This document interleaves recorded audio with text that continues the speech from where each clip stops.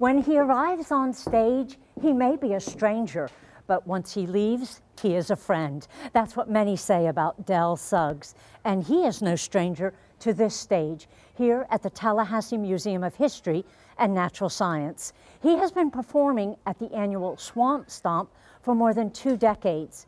But as we sit down with this incredibly talented musician, we find out he takes the stage not only for song, but also for some very important reasons.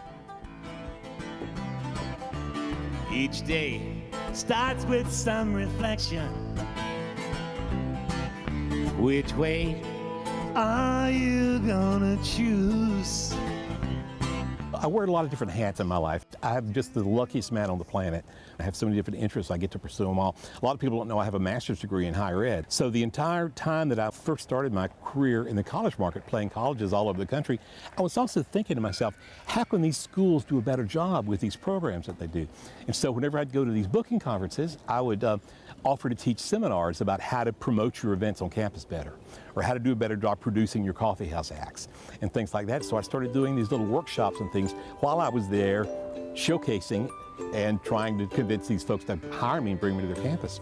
And as I got older and older, it was harder and harder to appeal to these 18 and 19-year-olds, but they loved the information I was sharing.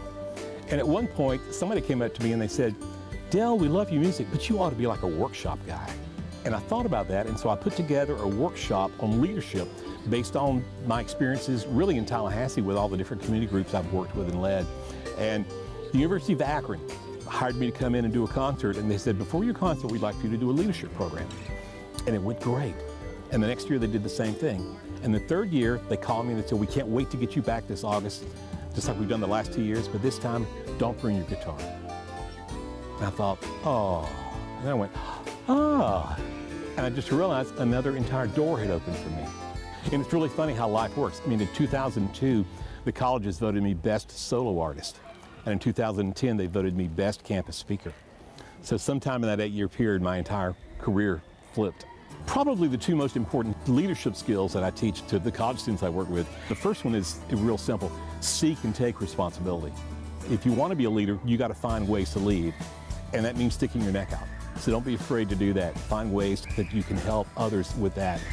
And the second important lesson I have for them is they need to learn to dream big, because so often we constrain ourselves by our own just lack of vision for what we can do. So I tell them, don't be afraid to dream big. Don't share those dreams with people, because people will ridicule you and that will inhibit your ability to achieve those dreams. But dream big and pursue those dreams. Talk about how to get stuff done.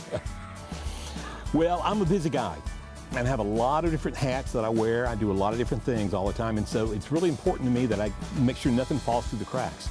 And so I have put together a program that I teach and share with college students and also advisors and faculty members that I call How to Get Stuff Done.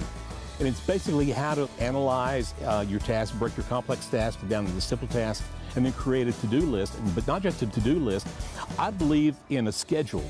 If something needs to be done, it needs to be scheduled. Because if you want to be successful, you've got to be organized and focused. You know, we have this vision of the artist who is just avant-garde and disorganized and flaky and whatever. No successful artist I know is like that. Every successful artist I know is focused. You know, it's all about being organized. That's how you're creative. That's how you're productive. Tell me about why people call you an original. I think people call me an original because of the type of music I play. I've kind of synthesized a lot of different styles. I grew up hearing rock and roll. You know, that when the Beatles were on, Ed Sullivan was like a changing moment in my life when I embraced that whole thing. And then, but I also grew up in the South, and so we were surrounded by gospel music, blues, got experience of jazz a little bit, classical to some point. So all of that kind of stirred around in my brain, and when I began to make music, it came to be what I call saltwater music, which reflects my whole growing up on the beaches in North Florida. So if you live in Florida and you're a musician, you've got to write a hurricane song. So this is a song I wrote actually based on an actual hurricane that hit my hometown of Panama City when I was in middle school and had a paper route. Riding my bike by the seawall, storm tides up by 6 feet or more, washing over the shore,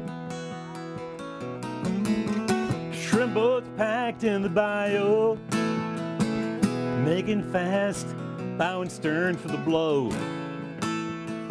praying their anchors hold. And it's bringing the chairs and tape up the glass, turn your radio on. We're gonna be blown away, we'll be drowned in the bay. There's a hurricane coming, I hope it don't last too long. It's hard for me to define, you know, my favorite music because I listen to so much. I really love vocal music. I love the interplay between voices. Oh, I got streetwise, streetwise, streetwise. I grew up as a big fan of Crosby, Stills and Nash because I loved the way their voices blended and came together. America and some of those bands that were really important to me when I was in high school and early on in life. And it goes on today, and I just love the vocal interplay. Vocal music is always going to be my favorite style.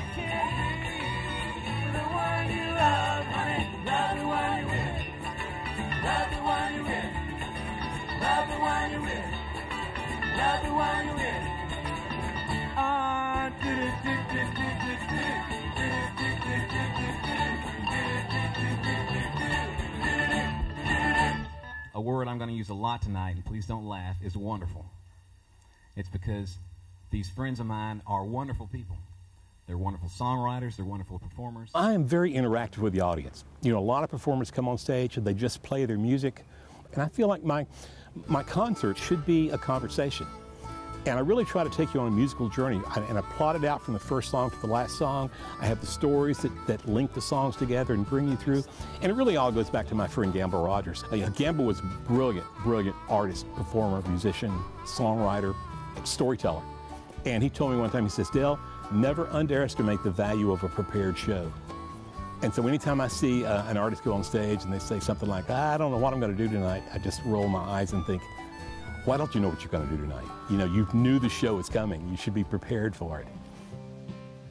A bird in a cage will forget how to sing. I think giving back to your community is what it's all about. I mean, this town has been so good to me, and I've always done benefit concerts. A lot of my interest in doing benefit concerts and doing fundraising events really goes back to Steve Meisberg, longtime city commissioner and mayor, who a lot of people don't know was my best friend. And so he got me involved. When I first met Steve in the early 80s, he got me involved with one of his benefit concerts. And it was so much fun, and it had such wonderful feelings from that I just began to do more and more of those. And I still do a lot of them.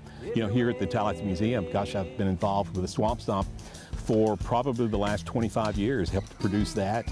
I organized the Jazz and Blues Festival out here for the Tallahassee Museum. Nobody really knows this, but I am the only entertainment chairman that the Winter Festival has ever had.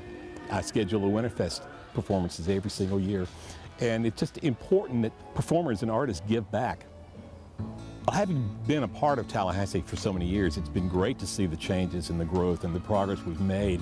I mean, a lot of people complain about the increased traffic and the growth and development and that sort of thing, but it's part of becoming a vibrant community. And one of the great things about Tallahassee is it's a small town, but it's actually a city.